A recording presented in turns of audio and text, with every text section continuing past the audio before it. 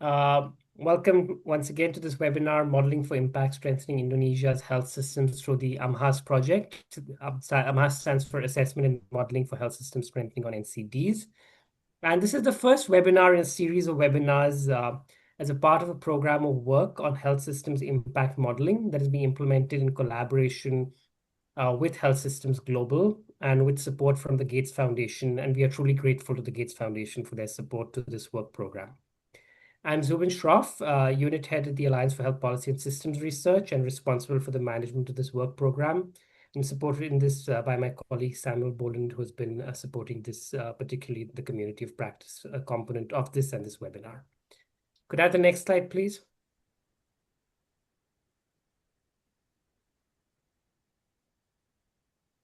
So this is just an overview of this session for today. I will provide introductory comments and an overview of the program of work on health systems impact modeling, what we plan to do, briefly mention the 3 countries that are part of this work program, and the rationale for this work, which I think is very important. This will be followed by a presentation on the AMHASS project by Dr. Fariza Rizki and Dr. Jumpa Madani from the team that is implementing this project in Indonesia. A central aim of the Health Systems Impact Modeling Consortia is to really catalyze the use of modeling for policy and practice. And I'll be discussing this with Professor Asnadi Abdullah from the Health Policy Development Agency at the MOH in Indonesia. We will then have time for questions and answers from the audience, and Professor Tim Roberton from the University of Western Australia, who is providing technical support to all 3 country teams, will moderate that session, and I'll then provide some closing reflections. Could I have the next slide, please? The next slide, please. So coming to the rationale of this work and why this work program, investments in health systems have traditionally lagged behind those in vertical programs. And one reason for this has been the difficulty in showing a clear linkage between investments and improvements in the delivery of health services and health outcomes. And there are many reasons for this. Of course, health systems are complex. There are dynamic interactions with different health systems interventions and are mediated by context, which makes it very difficult to estimate effects of these interventions that hold across contexts and to establish clear causal pathways between, say, improvements in a supply chain and improvements in service delivery and health-related outcomes, or improvements in health worker performance or an intervention on health worker performance and improvements in service delivery-related outcomes. Now, this has made it difficult for those who advocate for health system strengthening. And what we want to here do through this work program is to support the actors who want to increase support for health system strengthening at 2 levels. At the national and subnational level, we want to enable those advocating for health systems strengthening within MOHs and between ministries of health and ministries of finance to enhance investments in health system strengthening. This is a very strategic program of work in terms of being instrumental in why we want to have this modeling program of work and why we want to use these modeling approaches. So we want to make the case within national ministries of health and to enable national ministries of health to make the case with national ministries of finance. And at the global level, we want to demonstrate the value of investments in health systems to global health initiatives. So the added value of looking at things not disease by disease, but across multiple diseases. Because even within the health system strengthening grants that GHIs have given, these often are only looking at health systems interventions that impact or improve the delivery of interventions around a particular disease. And we're trying to move from that to supporting investments and making the case for investments that have effects across more than one disease. For this, we need modeling approaches that respond to real-world policy questions and are actually help answer those questions, the questions of policymakers, which is very central to this work program, as you'll see even from how we've designed it within countries, that can use available data and not add to a lot of burden of extra data collection and extra data requirements for countries to collect due data for this work, that can capture complexity but still be understood by policymakers. And this is the sort of balance we're trying to have in this program of work. And very importantly, that can be carried out by researchers within country, because we believe that the process of doing the research with policymakers, getting their questions, is best done by actors based in the country who understand the context and can respond to the policymaker questions in a relatively rapid turnaround time. Could I have the next slide, please? So really the aim of this program of work is to nurture the development of health systems modeling approaches and techniques to measure the impact of health system strengthening interventions on the provision of essential health services. And at the national level, we have three main targets for this, and we want to lay this foundation of what we call learning ecosystems within select LMICs, and we'll just mention the three LMICs that we are working in. With policymakers and practitioners, we want them to be sensitized to the added value of modeling approaches to make the cases I've just described, to strengthen capacities of country researchers to implement these approaches. And there is a dearth of health systems modeling work globally and at national level. And we really hope that by learning by doing, we can strengthen capacities within countries to do this. And also with development partners to see the added value of health system strengthening and use this to inform their grant making. And at the global level, we really want to catalyze interest in modeling approaches within the health policy and systems research community, particularly given that health policy and systems research has often shied away from addressing questions of impact and hasn't probably used quantitative approaches as much as it could have to address these significant health systems challenges that we all face. Could I have the next slide, please? So what do we mean by health systems modeling? And Tim really led the work on this, developing a scoping review and these definitions. We want to estimate the impact of a health systems intervention on service delivery or population health outcomes. And typically, health systems interventions are those that aim to strengthen one or more of the health system's building blocks. You can use the control knobs framework or the building blocks framework, any other framework, but really looking at, for instance, workforce training and deployment. The research study in Kenya really looks at interventions around the community health providers, pharmaceutical procurement and supply chain, improving organizational management. And as you'll see in this, it's around changing packages of services around NCD care, which the Indonesia team will reflect on. So that's what we want to have, a health systems intervention, and we want to examine impact across multiple disease programs. We have various models exist that examine the impact of health systems interventions, but on one particular disease. And we want to really examine if models and develop models which look across more than one disease to be qualified as a health systems model.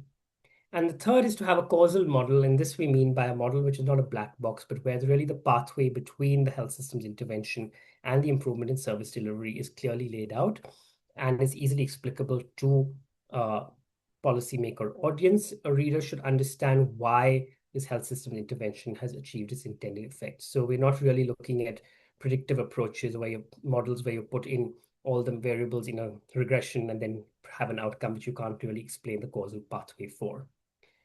Could I have the next slide, please?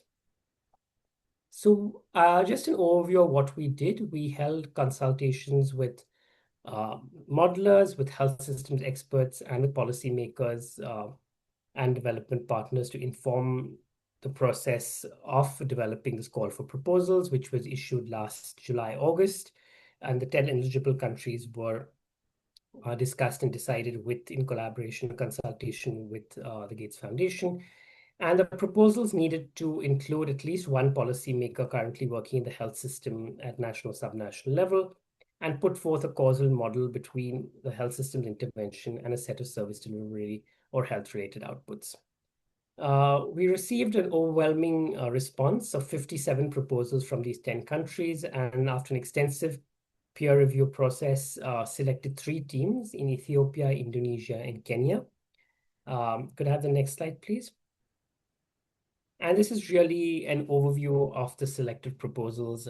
You're going to today hear from the Indonesia team, from the ARC Institute, the team led by Farizal, which is really examining the investments and reforms needed to provide a high-quality health system for NCD care in Indonesia. The study in Ethiopia, led by the Amara Public Health Institute, is really looking at particularly the community-based health insurance program there and its impact on the quality of services for NCDs. So 2 of the 3 studies are looking at NCDs.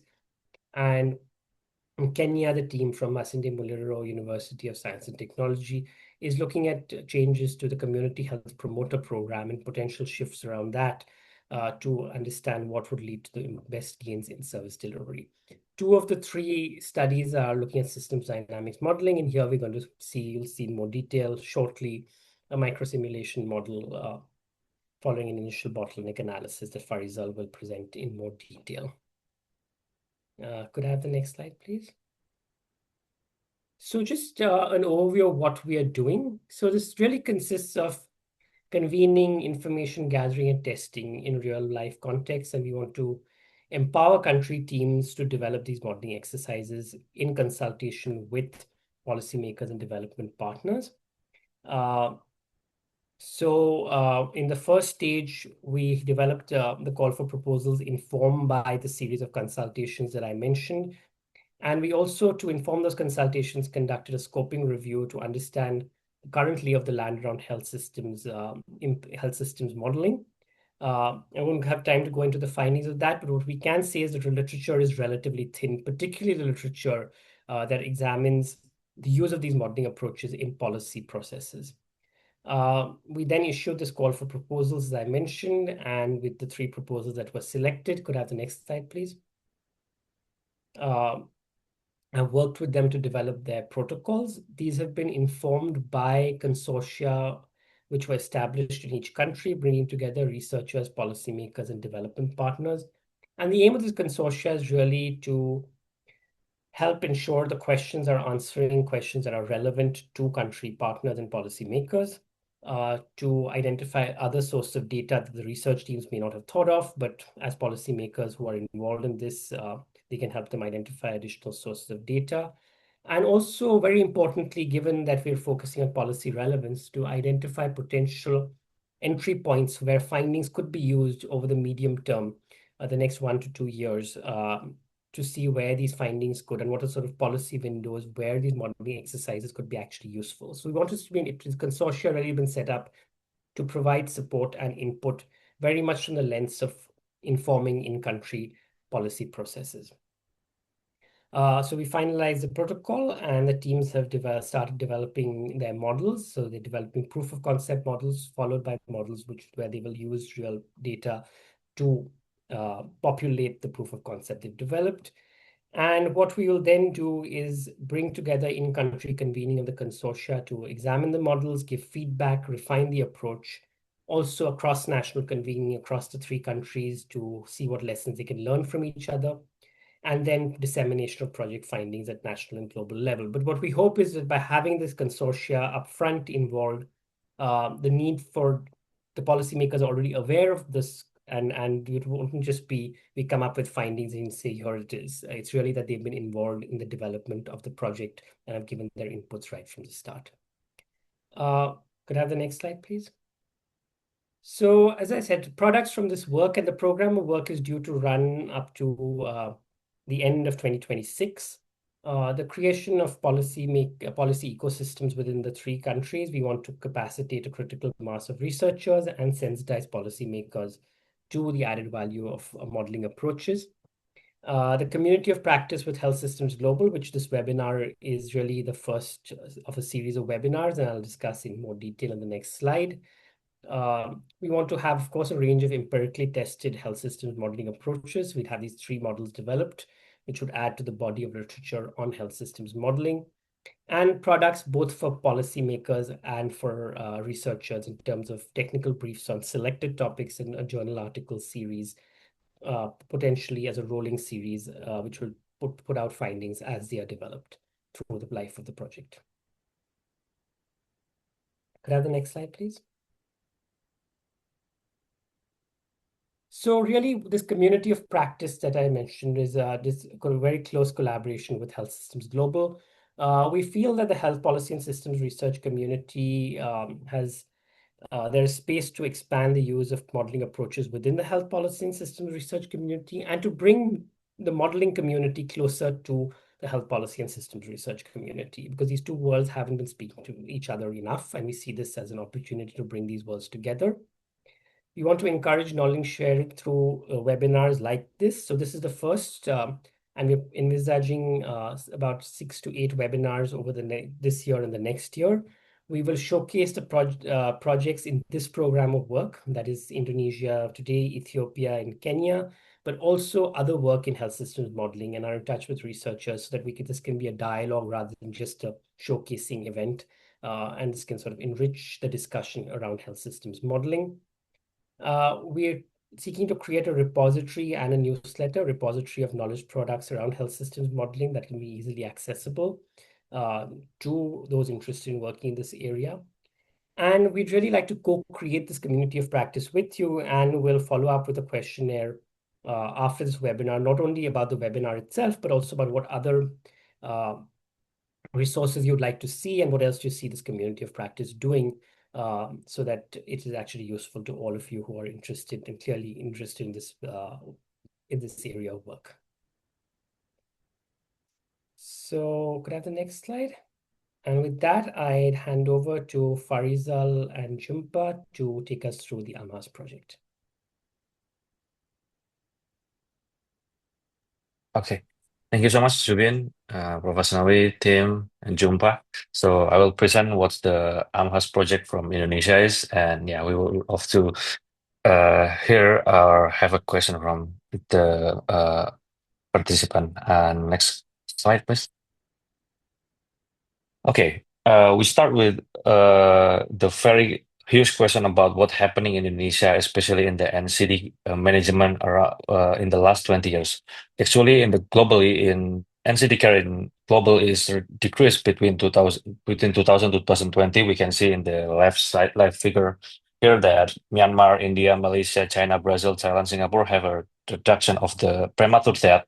So between 2000 and 2022, there's a around 10% reduction of the premature death. But it's not the case in Indonesia. We can see the line is just flattening, and it's make a question what's happening and what's going on with the NCD management in Indonesia. And it's not just a mortality, and we can see in the right side of the figure that it's a burden of disease. Actually, we in global burden of disease, say projecting that there will be a decrease in the next 10 years. But here in Indonesia, we can see in the plus sign, a red plus sign is not doing well compared to other, and it's not just happening in the national level, but also in the provincial level. And it's become the question what's happening, and we actually done some research about this. And next slide.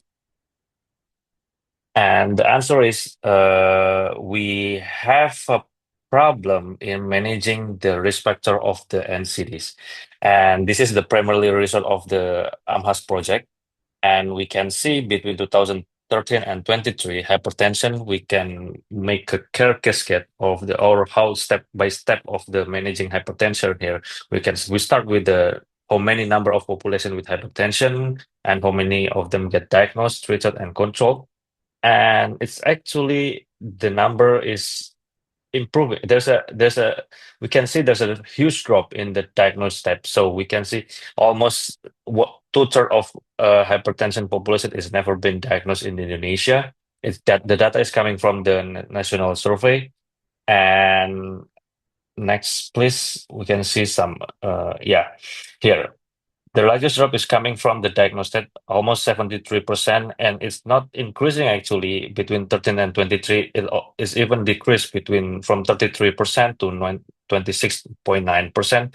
It's happening because the number of the hypertension population in Indonesia is increasing, but the health system itself could not capture all the hypertension population. So it's make the population of the diagnosed one shrinking. And this is just only first problem. There's also actually a good news. Next, the good news is actually we can see between 2013 and 2018 there's a huge increase in treated one.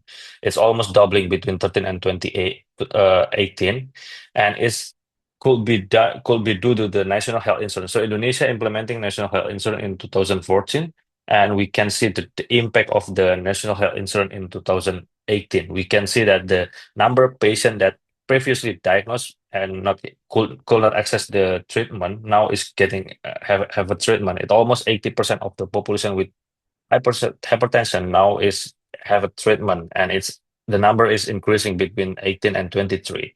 So there's a good news here, but Next, there's also a bad news that even when the treated one is increasing and almost doubled, the control state, the last step that really important to make the burden reduce, to make the population have a lower risk of the cardiovascular disease or premature death, is still pretty the same. It's only 4%, and we can compare when we try to compare it with the other country using the data from the NCD risk collaboration. It's actually Indonesia, one of the worst country in the managing hypertension. And here with this very brief question and short answer on how and why Indonesia have a stagnancy of premature death, we are trying to answer what's happening here.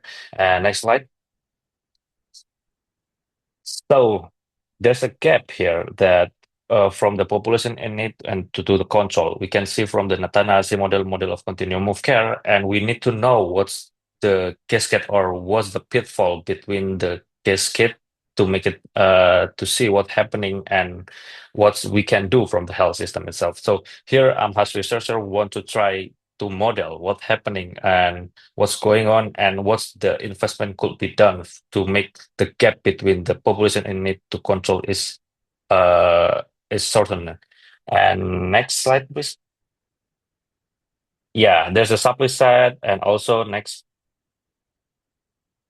uh, the diagnosed one or timely access. This is actually one of the worst case of worst problem in Indonesia that we can see 2/3 of hypertension is not diagnosed. Next slide.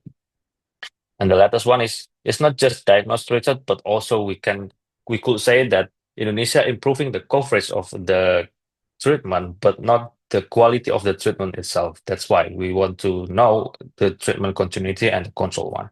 And next, so how we are trying to answer the problem of the NCD in Indonesia? Next slide. We will give a brief explanation of that. And so the modeling question of our study is what are the possible combination of reform and investment that could improve the quality of care in city across Indonesia? So it could reduce the premature death and improving overall population health. This is pretty relevant with the current condition of Indonesia. Indonesia in the last 2 years, seeing that there's a huge impact of the COVID in the health system itself. And the burden of the NCD is just rising, population is aging, and now there's a shifting of the focus between the burden of the previously infectious and maternal health, but also there's increase in NCD. So we want to explore what's and want to see what's happening not just in the national level, but also in the subnational level, because Indonesia is a huge country, the fourth largest country by the population. We have a lot of island, and we want to know every what's going on in every island and every province, because every island and every province have a different aspect of what's going on in the health system. And next slide. So the project goal is to try to identify and the model on to invest and reform that need to provide a high quality health system. So not just improving the coverage, not just improving the number of diagnosed one, but also improving the number of the later stage to control one. So it could reduce the premature death and improving the population health. And we done it by make a specific object. The first one is we will have a three phase here. The first phase is trying to do the health system assessment, so we can Indonesia have a huge amount of the data actually that if never been published before, and now thank you for the Ministry of Health that last year we are start to disseminate all the data that's been gathered before in the survey national health survey, and we want to analyze it comprehensively analyze the situation of Indonesia, not just in national level, but also in the island, province, and the district level. And we dissect it one by one from the hypertension, diabetes, smoking, obesity, and also aging here. And from that, and then we move to the phase two about the model building with policymaker, as mentioned by Zubin before, that this work is not just done in the researcher perspective, but also we are collaborating with the policymaker to see what's the perspective of the policymaker on how we are doing the model and to improvement to the health system. And the third one is we then after we are finishing what will be the model for our study, we will do the estimation of the effect of this intervention. Next slide. Yeah, this is actually the framework of the three-step analysis itself. We start with a system assessment, then we move to the model building, and then we are doing the model. We got plenty amount of data from this project. We are focusing on the health survey from 2007 to 2023. Indonesia have every 5 year Indonesia have the health survey, and we are trying to see also not just say previously I show you the how the hypertension work, but we also want to see how the diabetes work, obesity and smoking one, and we combine it with the district health account data and national health insurance claim. That thank you also for the National Health Insurance BPJS Kesehatan to support us with the data, vast amount of data to be included in this model building. And then we are doing the model building. We do the interactive work with the Ministry of Health, National Health Insurance, District Health Officer. And then after we are focusing on one or two model or intervention that we want to do, we will do this microsimulation model. And the detail of this project will be presented by Jumpa. And yeah, slide. Okay, thank you so much, Farizal, for the brief introduction on why this project is very important to be done. Hello, everyone. Thank you for tuning in. My name is Jimpa. I'm the project lead of AMHASS, and I oversee the day-to-day operation. And I would be presenting on how the earlier design was brought into practice in our day-to-day operation. Next, please. So as Farzal has mentioned before that our study design would comprise on three major stages. The first stage is this one, is this the health system assessment study design. Here we utilize the national representative health survey carried by the Ministry of Health. Here we did the population survey that covered mainly hypertension, diabetes, and other risk factors to the cardiovascular risk, for example, like age, BMI, and other corresponding demographic factor like sex, education, and so on. So for this hypertension and diabetes, we did the national level estimation, and one of the dissemination product that we are currently undergone is the manuscript on the trend of hypertension in Indonesia and factor associated with. But for the hypertension and diabetes, we also did this small area estimation to enable more local level estimate. This is what emphasizing on what Farzal has mentioned before, that Indonesia consists of very fast and very rich in diversity. So therefore, it's important for us to know how the local context be more present in the study. So we did the small area estimation and also the district level estimation. And then from that, we generate the care cascade mainly for hypertension and diabetes, just what like we have presented. And from this, we generate which district could be categorized as best performer and worst performer in terms of managing their hypertension and diabetes case.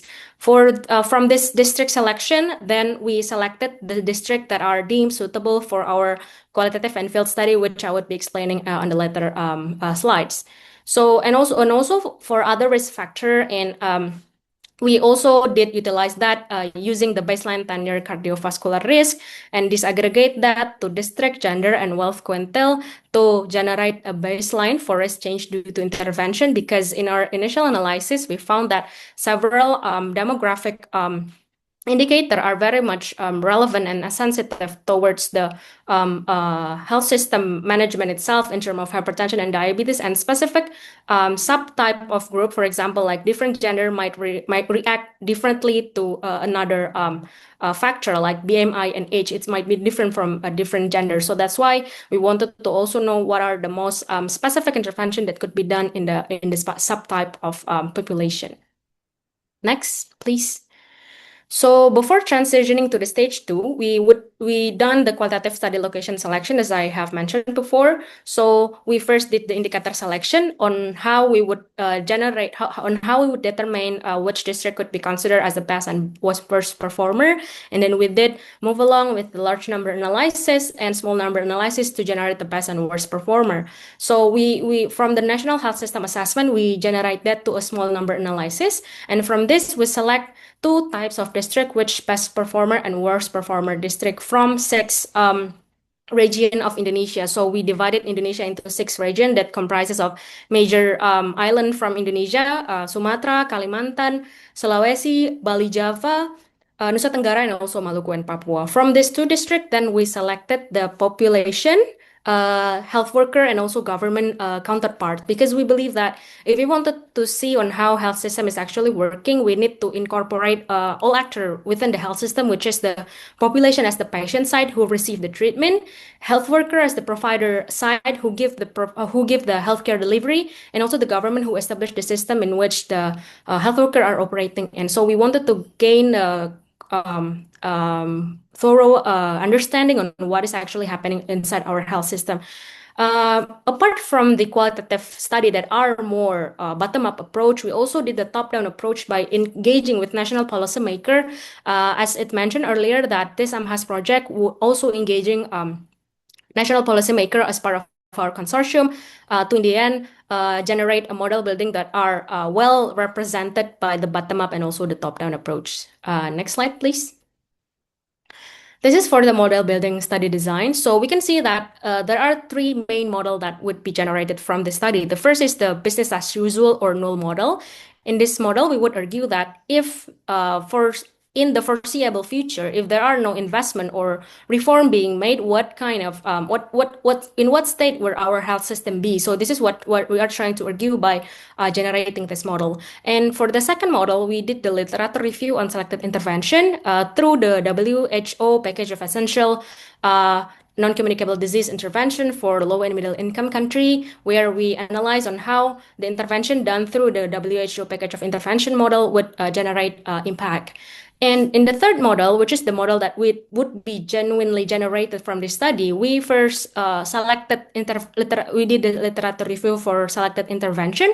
So we did analyze that based on the health system control knob that are operating within the health system. For example, like the finance, the health, human resource for health, the pharmacy, and also the health equipment. And we wanted to know what kind of intervention can be done under each health control knob to gain a better result within the health system management. So from this, we did the step one. This is under the qualitative assessment. So we first under step one assessment, we select six district for qualitative study representing each sites. So we did the assessment to understand how the care is actually being delivered on the ground, and to understand the more context than what the quantitative data could present us. And the next is we move to the model building, where we propose our intervention selection and try to understand how this would be relevantly applicable in the ground by the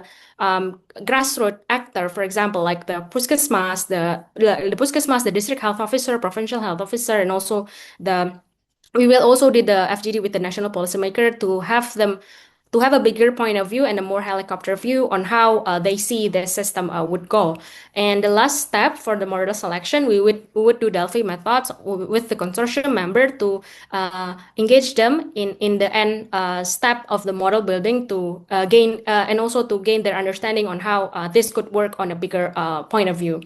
We would also be doing the field observation for we did the TDABC, the time-driven activity-based costing, on 24 districts. So from each 6 sites, we select 2 worst and 2 best, and then we did the field observation for generating the bottom-up costing data to complement the top-down approach that we did in the health system assessment. Next, please. So here are a little bit of photograph that we did with the stakeholder engagement. There are a lot of me and Farizel's faces here, and also the rest of our valued team member.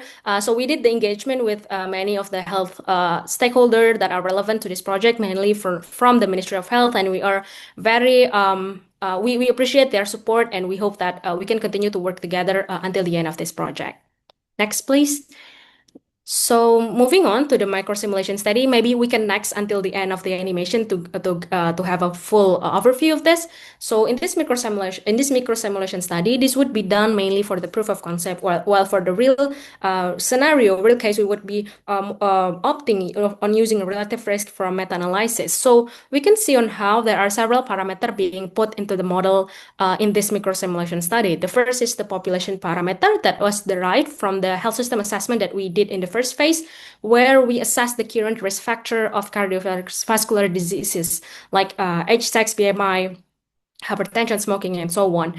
And from this current risk factor, we want to see how, in the red box, you can see that we want to see how the estimated burden of cardiovascular disease would be seen in the upcoming future.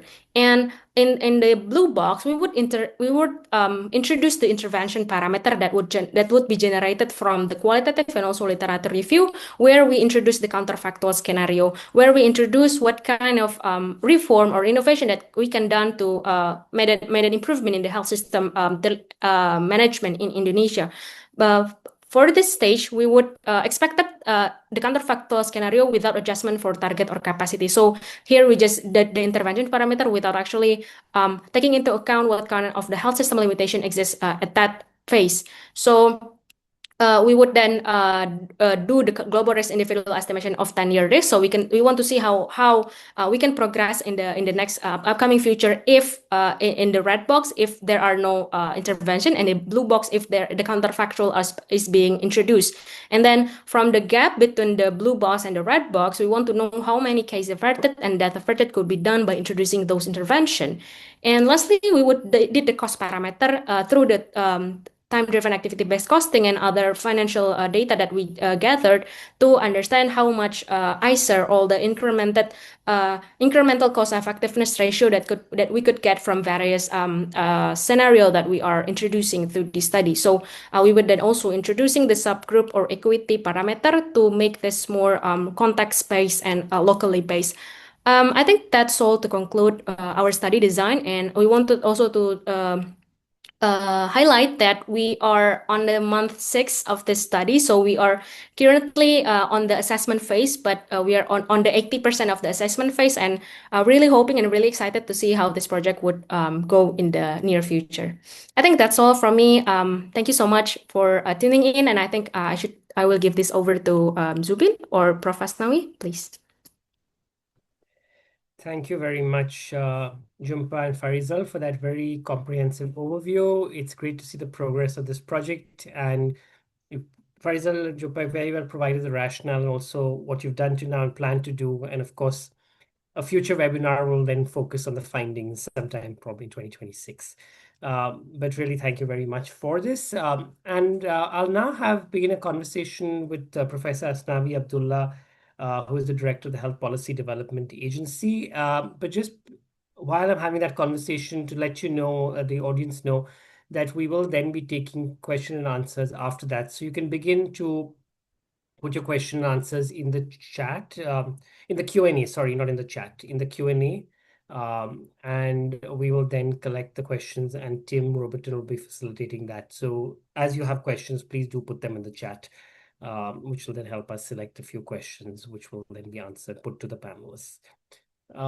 So now I'd like to have this discussion with Professor Asnawi Abdullah, who, as I mentioned, is the director of the Health Policy Development Agency. Thank you so much for being here with us quite late in the evening in Indonesia. So as you know, we really appreciate the support of the Ministry of Health to this program of work, and also emphasize through this program of work that we really want it to be policy relevant. So my first question to you is really, what do you see as the utility of modeling approaches to inform efforts to address NCDs in Indonesia? And are there any particular insights that these approaches can reveal that make them compelling to practitioners and policymakers compared to, say, other approaches? Yeah, thank you, Dr. Zubair Sirus. Thank you for inviting me to this important forum.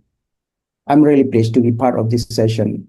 Give me opportunity to share my point of view on how a modeling approach might use to address non-communicable disease escalation in Indonesia or elsewhere. In my perspective, the modeling approach are increasingly crucial, and it is promising approach, particularly to address non-communicable disease. Indeed, it is important and useful not only for researcher, but also important for policymaker for several reasons. Modeling approach is very useful for understanding complex system. As we know that NCD are not isolated medical condition. They are embedded within complex system involving individual behavior, social economic factor, environmental influences, and the organization of our health services and other social determinants of health.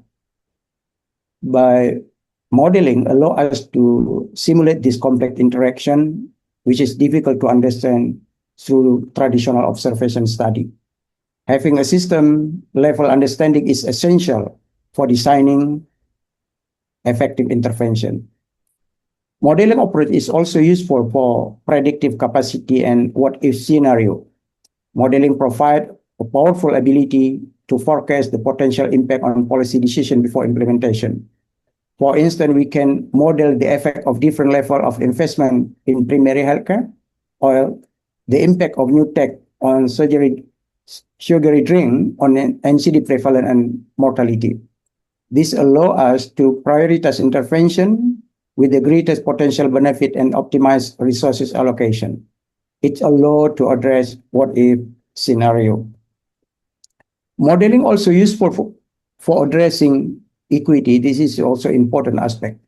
Modeling can explicitly incorporate equity consideration.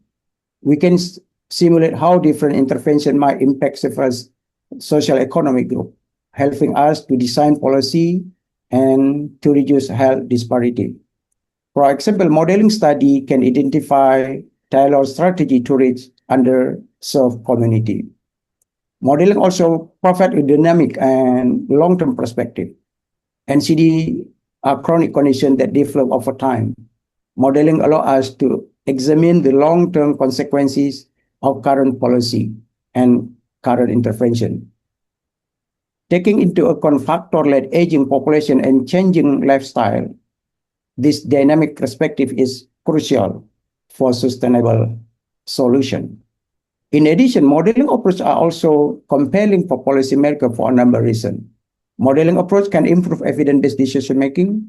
Model use provide a rigorous data-driven basis for decision-making, moving beyond intuition or anecdotal evidence.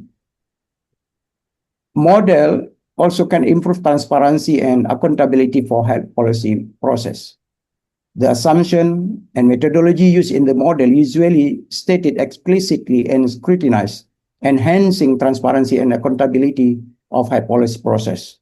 It also can improve stakeholder engagement. That this is also very important in policy process. This model process can involve stakeholders from various sectors, fostering collaboration and consensus around policy goals. Modeling can help prioritize investment, improve resources allocation by allocating resources more effectively, maximizing the impact of limited budget. Overall, the modeling approach AMHASS already showed to us not only academically sound, but also practically for accelerating evidence-based decision-making in our response to non-communicable disease in Indonesia, probably elsewhere. I think that's my comment for your question, Dr. Zubir. Thank you, Professor Abdullah. Just building on that, your last point where you said the practical application. So I'd just like a quick reflection on what you see as the opportunities in concrete terms, given that there are a lot of ongoing NCD and PHC related reforms going on in Indonesia, to use modeling approaches. Are there any particular programs of work within Indonesia that are ongoing and upcoming where you see this is particularly useful and can be informative? Yeah, I think the AMHASS project is arriving at the right moment as Indonesia health system is undergoing significant reform, particularly primary care and digital health, as well as non-communicable disease. In the next 1 or 2 years, I see several strategy entry points where AMHASS finding can directly inform and accelerate ongoing reform. First entry point on health system assessment. As presented, the phase 1 finding can have a pinpoint where the NCD care cascade in breaking down, especially in high percentage of undiagnosed and uncontrolled hypertension. This aligns with the Ministry of Health's current push to expand early detection to train community health workers. For example, we are now training cadre with 25 essential skills, including blood pressure check and diabetes screening, use simple tool. If AMHASS can show where diagnosis rate are lowest, so then we can target cadre training and tool more precisely. Second entry point in the modeling phase.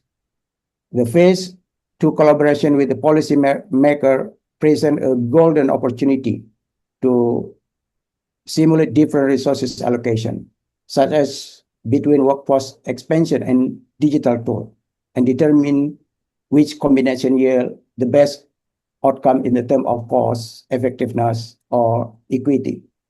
This is especially useful as we face coordinating challenges between central and local government, since we introduce decentralization policy.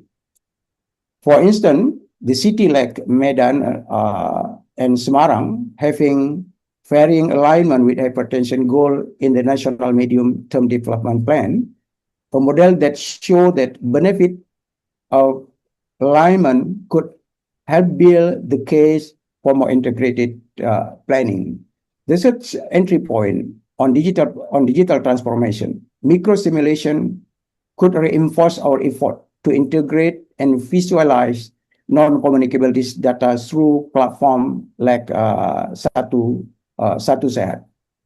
Currently, ASIC application platform collects screening data, but there is room to make that information more actionable.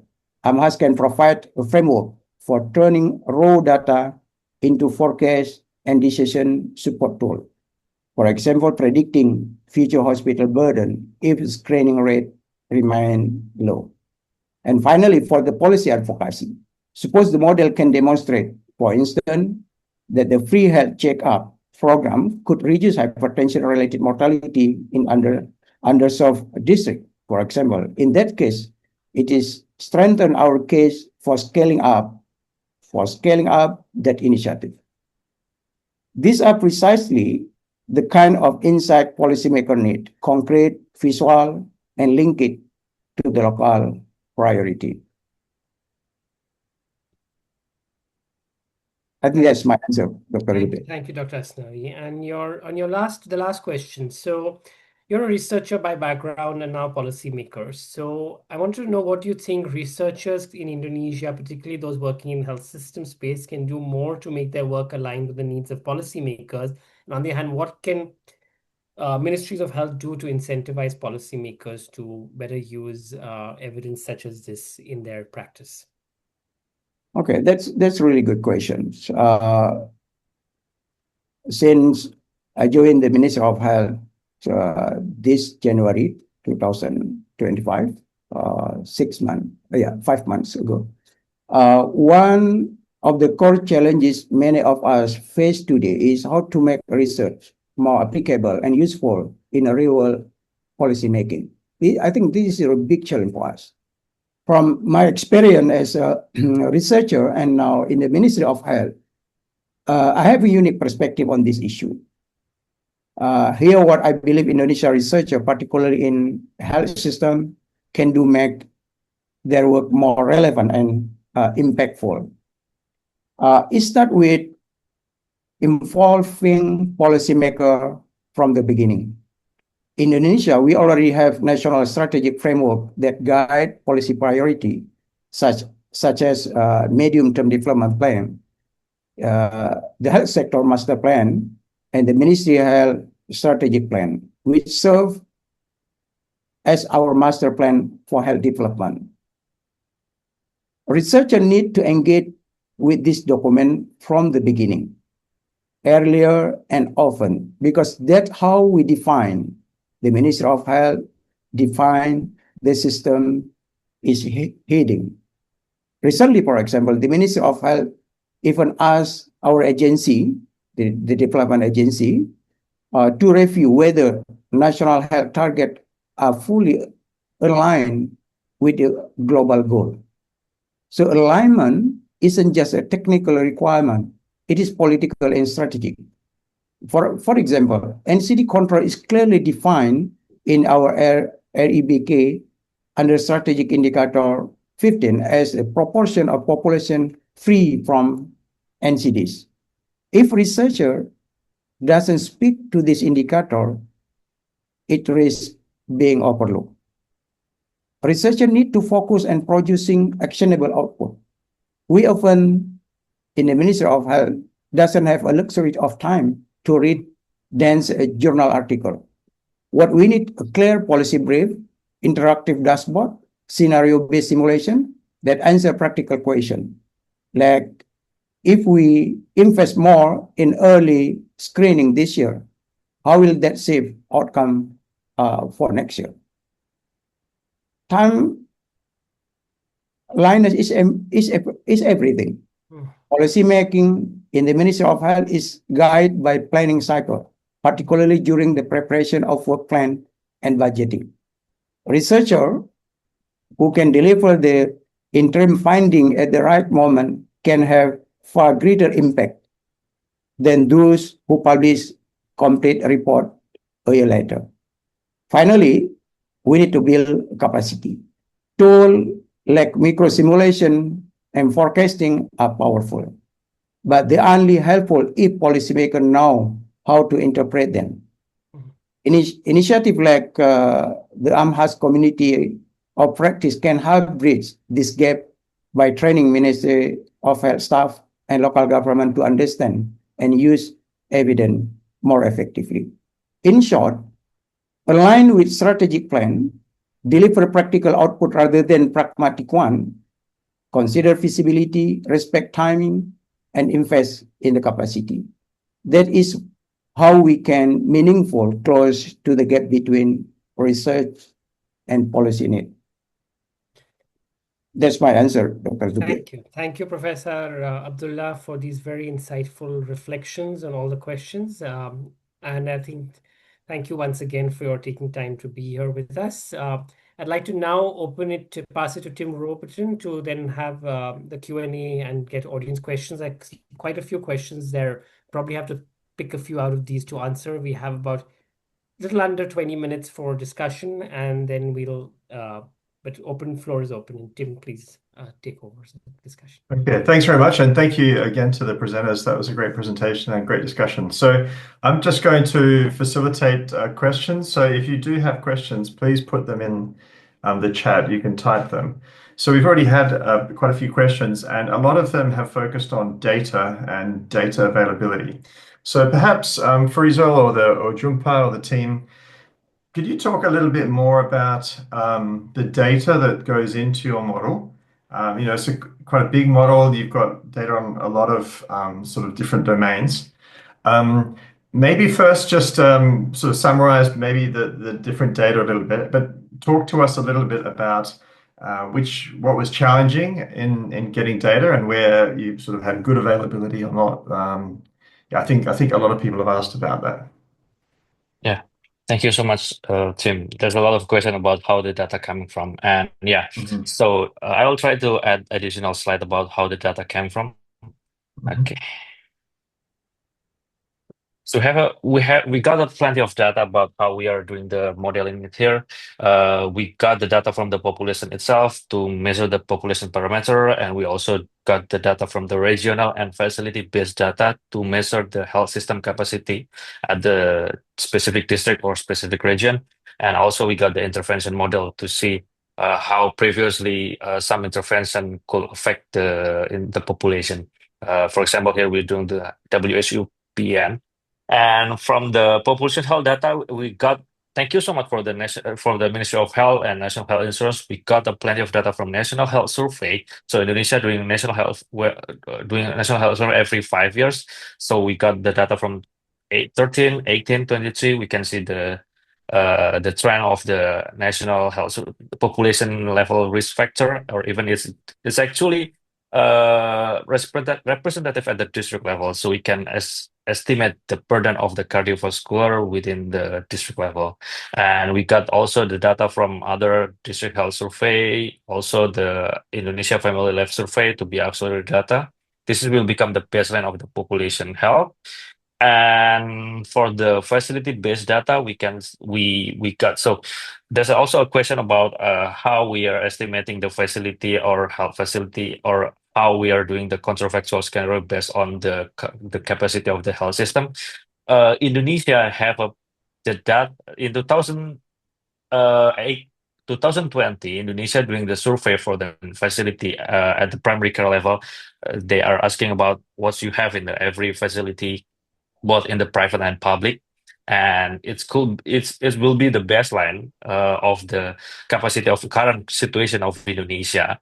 And we are estimating like number of health workers in every district now and how much is actually needed for improving the health. And we are actually also put the limitation of, so we can change how the service delivery will be done, but it will be really hard to increase the number of health workers directly. But we can also improve the number of the logistic here, like a blood pressure measurement, and also like a kind of pharmacy drug. It will be easily improved, but for the health workers there will be a capacity limitation, and we will put the capacity limitation as a one of the aspect for the counterfactual scenario, and will be the basis of the supply side. And we also got the data from the national health insurance that will become the baseline for the cost, how much the district health office spend for the national for the non-communicable disease, how much they spend for the specific cardiovascular disease. We got the data from the subset sample of 1% subset sample from national health insurance for 5 years from 2020 2025. But we also get the number of every case of cardiovascular disease that went to the hospital for every district. So this will be a baseline of the costs, and then for the intervention, we will check how the baseline of the population and how the intervention will affecting the incremental risk of the disease, and how much or how many the subset need to be improved, and how much the cost will needed for that kind of intervention. So that's how the data flows. So, Teresa, it's an incredible amount of data. I think many teams would be jealous to have that much data available for putting together a model. But can you give us a bit more in terms of the practicalities? Like, do you have all these data sets sitting on your laptop? What was the approval process like? Is this a long-term thing? You've been collecting this data over time? Or is the availability really that good in Indonesia that you could just request this and get this, in a week? Okay, thank you so much. So it's actually Arts Institute team has been collecting the data for almost 1 or 2 years. So we started in 2023, so we can estimate like the number of for specific district, like how many the number of the health workers you have, how many the risk factor you have. We can estimate it. We have the data of that now, not in my laptop, but in Arts Institute server. Thank for the for health system and Gates Foundation that help us to make a kind of a server to host the plenty amount of data, so we can get the current. But it's just literally the raw data, and the raw data is not is it could it's hard to tell what's going on if we are not trying to analyze the data. So here we are, AMHASS team, we are trying to analyze. So in the first step, we are doing the assessment. We are trying to see how much the burden of the cardiovascular disease for each district, and we are almost done it. And we will love to also share. So there's also plenty of question about, are we going to share we will start the assessment step. Thank you for Tim that also reviewing our report, and we would love to share it in the near time then. I think so. Great. Okay, so we've talked a little bit about data. Maybe just another. We have some questions about the model itself. So could you talk a little bit about the use of microsimulation, which I think is people see that as being something a little bit more unusual, a bit more sophisticated, complex modeling. Would you see the microsimulation as kind of the main model, or is that really just a piece that comes after those other steps? Yeah, maybe you can summarize for us and perhaps also you can tell us a bit why you chose microsimulation and maybe the strengths and weaknesses of that kind of approach as well. Okay, thank you, Tim. So the microsimulation is actually like the last step. We can see in the three step there. It's actually the last step of after we are focusing on what's the model we want to use, what the intervention we want to use after discussing not just with our team but also the policymaker, then MOS, and what's maybe will be doable. Here we are doing the microsimulation. Why we are doing microsimulation? The first one is because we have plenty of the data. So we have in the National Health Survey, we got the data at the individual person that surveyed in that cohort. So, for example, we got the data from the current systolic blood pressure, 3-time measurement of the systolic blood pressure, diastolic blood pressure. Are they smoking? Are they also have the blood glucose measurement? And the current situation and current engagement in the health system, such like, are you using the health system now? Are you diagnosed? Are you treated? Like that. So the usefulness of the microsimulation, if you have the plenty of data, we can estimate, and we also have a well quintile. Also, it is really important to see that the improvement of the health system is not equally distributed to all the population. And that's why we are doing the microsimulation, because we want to know the effect of we are estimating the effect of the intervention is not usually is not in general before the intervention. It's usually unequal between the quintile or gender or island here, but we are trying to explain it in the assessment aspect, and we are providing the information to the Ministry of Health and also the National Health Insurance. So if we are focusing the intervention to the lower wet quintile, the poorest one, what's the effect for that? What effect in the national level, subnational level, the specific well quintile? That's one the strength of the microsimulation model, and we can also apply it for every person or every specific person that represent the population. What's the effect of the intervention to the population itself? So that's the strength of the microsimulation, but the weakness is you need to have a huge amount of the data and also huge capacity to doing the analysis. I think that's. Yeah, great. Okay, so there was a couple of questions about capacity to sort of run or create something like this. Can you tell us a little bit about how the model actually works in amongst your team? Are you sort of collaborating and multiple people able to run it, or are you and Jumpa the sort of experts and it's just you? I'm just wondering, and I asked this question because I think we're interested in how these kind of approaches could be rolled out in different countries and different settings. So perhaps talk a little bit about what it takes to run this model, and whether you could see other teams doing it as well, or whether you think of it as being like a niche, highly skilled type exercise.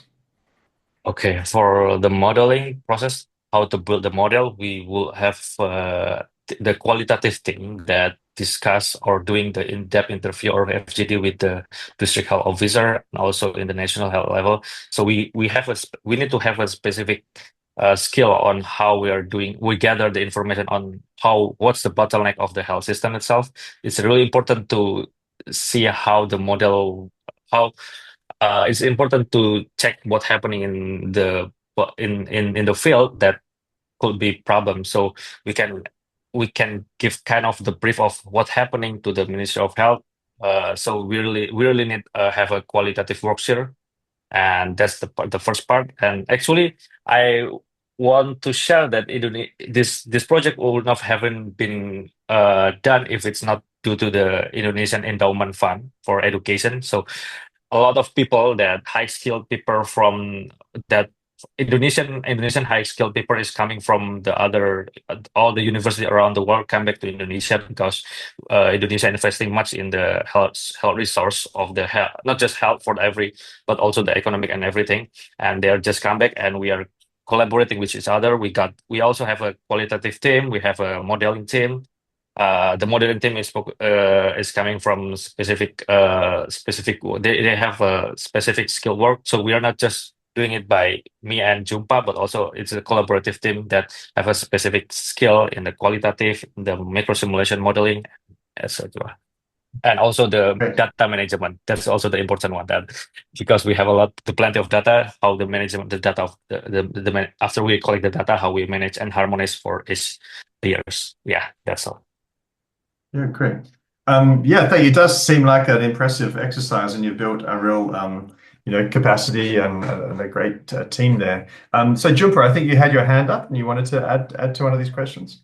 Yeah, maybe I just wanted to add a little bit more that we are also engaging closely with our consortium member. I think that we also gain like very valuable insight from our consortium member that consists of Ministry of Health, stakeholder, and also the academia. So I think we did a lot of people are contributing towards this project, and we are very grateful for that. Great. Excellent. Okay, so I think we're about at time. If Zubin, should we leave it there? I'm wondering. If there are any other questions, please put them in. There were some additional questions. We might pass these on to the team.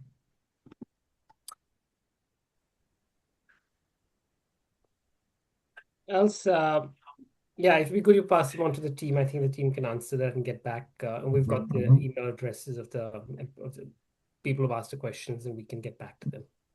Yeah, I think there are some people who are asking about how to get potentially involved in this kind of work, if there are opportunities for early career researchers. I think you've talked a little bit about that in the Indonesian context, and the kind of incentives around putting together a team like this. Going through the questions, I think these questions. Perhaps just one more. There were a couple of people asking if this work has been published in any way. So maybe you can tell us where people can find more information about this model online, or maybe they can't yet. But if not, what are your plans for disseminating it beyond this webinar? Thank you, Tim. So yeah, Jumpa will answer. Oh, sure. Thank you. So regarding the dissemination plan, I think that we would be continuously update you in our ARC social media, and I think that part of our project is also disseminating our research through some manuscript dissemination as what we have showcased earlier about it about the several intermediate result that we get. And I think in the end of the day, we are also planning to do a public dissemination regarding the cross-country, regarding what kind of learning that we can get from this project. I think that's within our plan as for now. Yeah. Yeah, we also will build a website for this specific AMHASS project. That's really important to see how to make a dashboard. So it's not just for us, but also the policymaker, not just in the national level, but also the district level. They can see with the national health survey and some of works in the modeling, like how much actually the burden of the disease at the burden of risk factor of cardiovascular disease within specific district, and what's the gap and that. So yeah, we're also trying to kind of make of websites, formal website for the AMHASS project. Let's say and stay tuned in the Argus Institute social media for that. Great. Okay, well, thank you. I think we can all follow ARC Institute, and once again, I think this is great and a great example of health systems modeling, which, as Zubin mentioned, there are very few examples of a fully fledged model like this. So it's exciting to see it. Zubin, do you want to wrap us up? Sure, thanks. Could I have the slides, please? Couple of announcements to make. So we completely run out of time. So I think we can skip over any long reflections from me. You've heard from the people conducting the project, and I think we've got a lot of dissemination opportunities. There's this series of webinars which will, of course, continue, and we'd like you to join us for the next webinar, which is already scheduled for September 2nd. And we're going to be discussing the Tanzila on whole population all disease health systems model, which is an application which has been conducted over a number of years, health systems modeling exercise in Malawi. We'll have Professor Tim Hallett from Imperial College in conversation with policymakers from Malawi discussing the project and its policy application. So a very different context of the use of health systems modeling and an example from outside this program of work.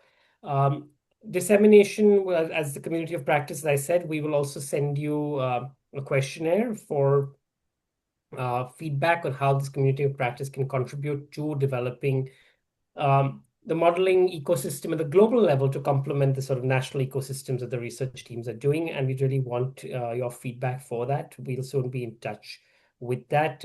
We will be looking to also have an event at Health Systems Global next year on this. This is a collaboration with Health Systems Global, and one of those, the initial plan is to have an event at HSR 2026 in Dubai, where we'll have results from the studies by then. So could I have the next slide, please? Once again, I'd like to thank the Gates Foundation for their support for this. Health Systems Global, Ali, Ria, Farid today has been helping us with this. I'd like to thank Sam again for his help with this. Professor Asnawi, Abdullah, and the MOH in Indonesia for their support for not only today, but for this project. And to the country research institutions for really driving this work and making it possible. So we're on time, and thank you very much to all the participants, and those in Indonesia. It's quite late in the evening for you. Thank you for being so accommodating across time zones, and we look forward to the next webinar and to the feedback to the questionnaire that we will soon send out. Thank you very much and have a great day. Bye-bye.